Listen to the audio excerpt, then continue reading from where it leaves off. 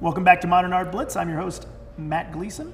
My guest now, a longtime friend and longtime resident of Los Angeles, great artist, Laurel Paley. Laurel, welcome to Modern Art Blitz. How you doing? Thank you. I'm so happy to be here. You're really I'm happy great. to be here? Oh, okay. good. Okay, Yeah. good. Some people this is are exciting. a little maybe not thrilled about the fact that they're here. They'd rather be at Mocha. But you're here. You're happy. Who needs mocha? So, oh yeah, I hear that. Hey, let's get into it. You are, I would consider you to be multidisciplinary. I think you're most well known as a painter, but you have a variety of artistic output over the last few decades, correct? Yeah, I love lots of different media. It's very hard for me to pick one. So even my paintings, they're drawing paintings. They're not just painting, and my photographs are kind of performative. And so I'm always kind of mixing things up. So what are we looking at here? Because this is not a painting. These are photographs of my surgical scars, varicose veins, and breast self-exam. It's a piece I did in the year 2000 to welcome in the new millennium, and I call it Inventory. And this is so we're actually looking at an installation here of photographs on a wall? Yes. Okay, how did you mount these? They're on aluminum, and they project out about a half an inch from the wall. I love it. Wow. And anytime a curator shows them, the curator gets to tweak and put them where the curator thinks they should go. So they have been shown in different configurations, wrapping around. That's every curator. You are every curator's dream. You hear that, curators? Yeah. Know what you want. So many artists are like, no, this has to be here. This has to be. Don't put that with a light there. No, you're just saying, go for it.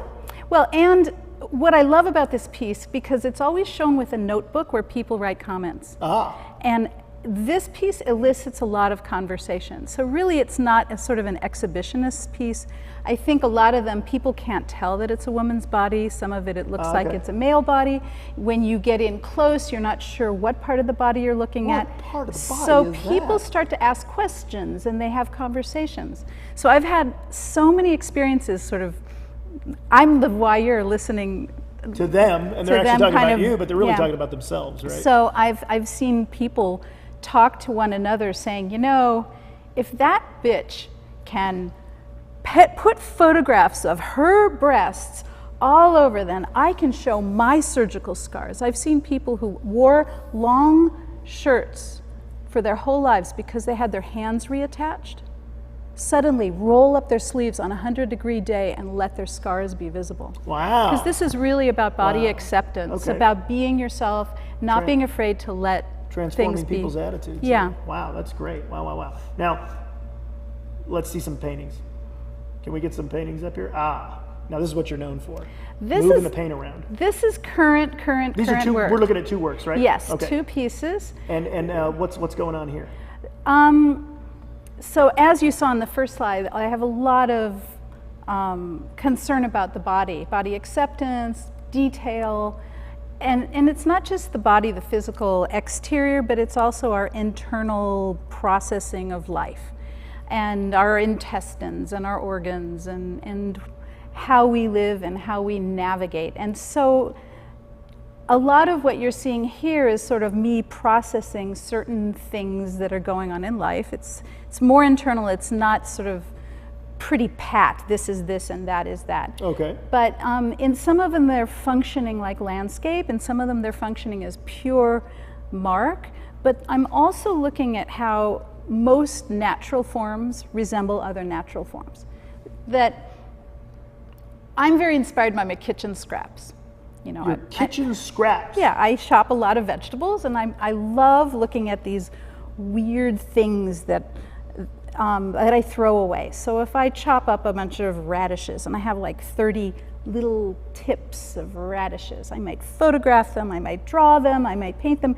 And when I'm doing that, I'm really thinking about, oh, that kind of resembles a penis. Oh, that kind of resembles a breast. This kind of resembles hair. And I do teach life drawing.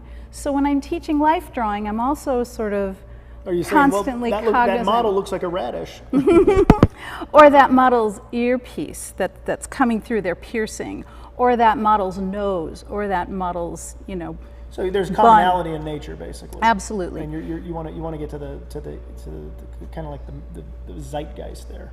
Yeah. You know, what commonalities do we have, and do we have? Is that how the work speaks psychologically? Then what are we not?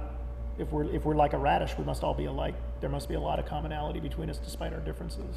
And what I also love is I love the process of mark making, where a simple mark can elicit a lot of feeling.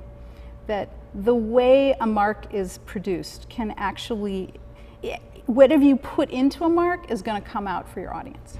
So there's a lot of subtly created and crafted mark making in these pieces.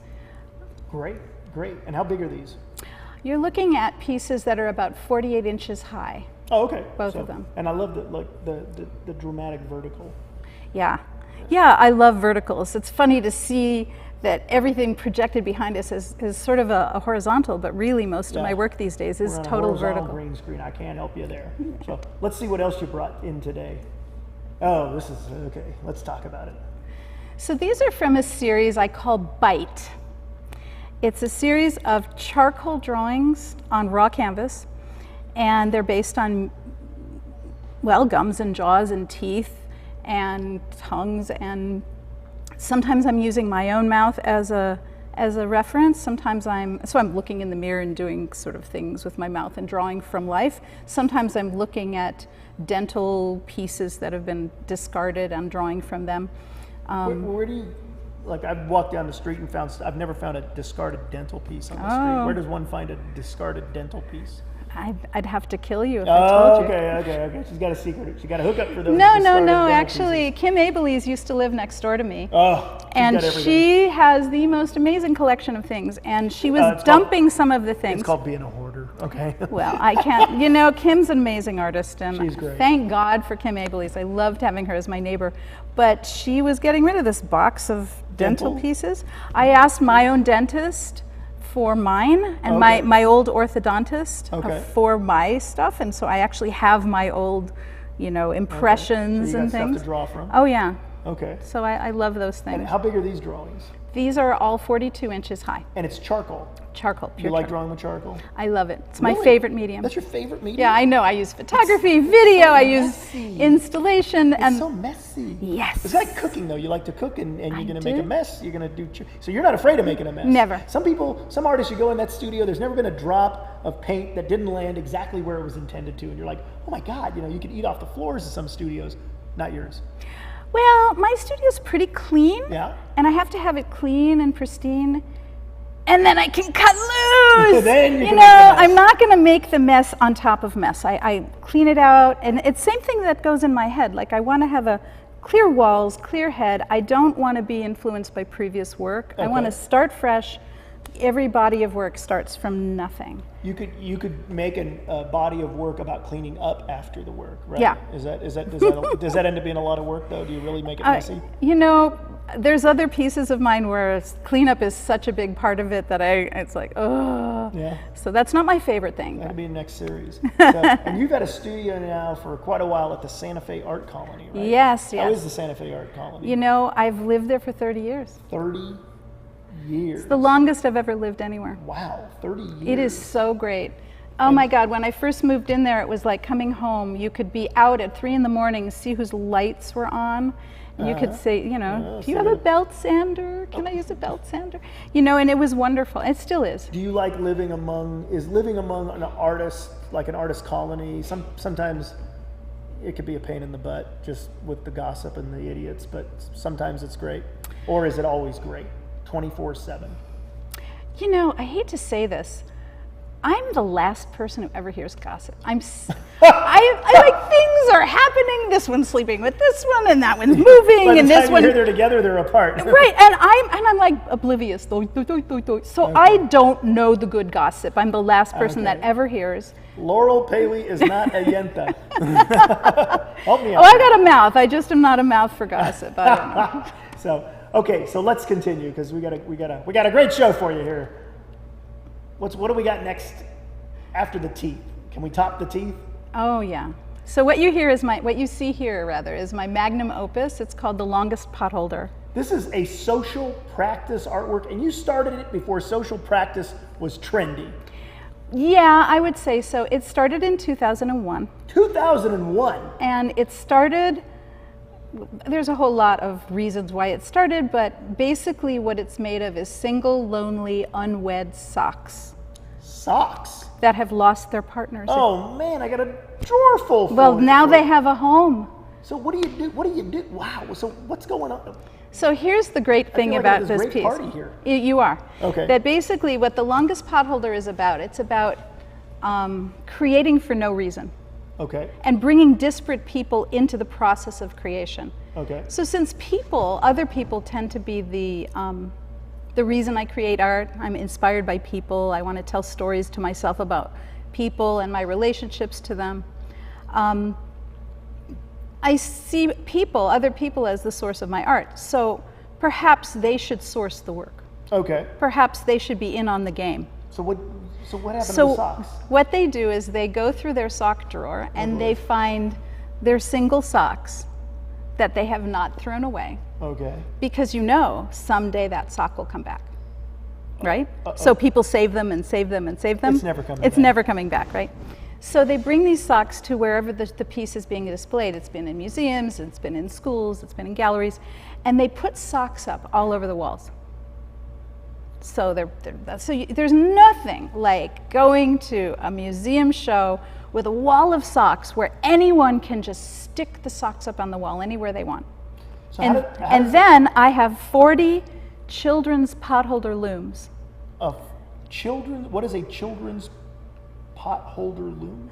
A loom, a little weaving device with little prongs on all four sides. Okay. And I have scissors, and people pull socks down off the wall. They cut them across into loops, and they place them on this potholder, and they weave. And they actually make a potholder out of socks. They make their potholders out of those socks. So some of their socks, some of other people's socks. What percentage of the donated socks are dirty? Never. Because they lost their partner in the laundry, right. The chaos of the laundry. And part of it is that I say on all the invitations, please make sure they're clean. People have shown up at galleries and said, hey, I'll take off my socks. I say, no, it has to be clean. Has to be clean. Okay. Has to be clean. Rule number one. And about every 2 years, I take all the socks and I just wash them and put them back in the tubs. So you have washed the world's largest potholder. I have dry cleaned the world's largest potholder, but I have washed the socks. I'll tell you about the weirdest thing I ever dry cleaned. Okay. But basically what it is it's almost like it's a free-for-all for anyone and everyone to sit, create, cut, weave, move pins around, whatever feels good to them. And what you see here in the slide is when it was shown at the Armory Northwest. The Armory in Pasadena? Yes, the Armory. It's been at a lot of different venues in LA. It's been in Northern California. Is it still growing? Oh, yes. Okay. Have you contacted Guinness Book of World Records? I have not. Okay, so you're claiming that it's the world's largest. Oh, no. You're not. What's the name of it? It's the universe's largest. Longest. And it's not the largest, it's the longest. Longest. And it's about 230 feet long right now. 230 feet. Yeah. That's almost a football field, I'm looking forward to. I want it to be a problem. I want it to be a forklift problem. A forklift problem. Yeah, it's going to be a problem. How often do you have these get-togethers where we loom it out? The longest potholder is, because it's an event-based piece, it has to be invited. So typically what happens is people participate in the piece, they get excited, and then they invite the piece. And then I have an opportunity to allow other people to help create an event, and then it goes from there to there to there. So it just recently was El Camino College Art Gallery, and I don't like to announce until I have it you gotta set. Have it definite. Okay. But how long does it take when you hand me the loom and the socks? How long are we talking? Well, it depends on how anal retentive you are. Oh, no. I've had people do like really precise work, and then I've had people do really goofy, loose work. Yeah. It's interesting because, and actually I have a Vimeo video. So if you go to vimeo.com and you type in the longest potholder, You'll see a little video with clips from about 7 different performances. With the legalized weed, are the pot dealers like they're pot holders? Are they kind of challenged? No problems You yet? know what? They just haven't invited me. They haven't invited you. I don't know. Okay, so now you have an open studio coming up. I do.